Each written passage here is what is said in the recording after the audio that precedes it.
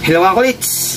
Mainit na balita para po sa mga NBA fans, lalo na sa mga fans ng Golden State Warriors.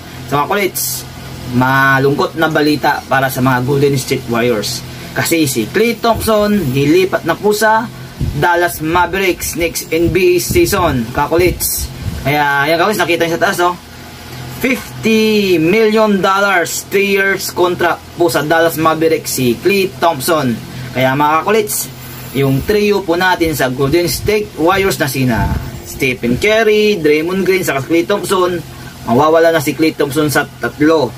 Kaya dalawa na lang sila. Ang nihintay natin kung sinong papalit kay Klay Thompson sa Golden State Warriors. Ang naririnig ko pong balita ay si Paul George. Parang siya yung kinukuhatan ng Golden State Warriors, si Paul George. Kaya hintayin natin yung official kung totoo ngayon yung bali-balita na yon na si Paul George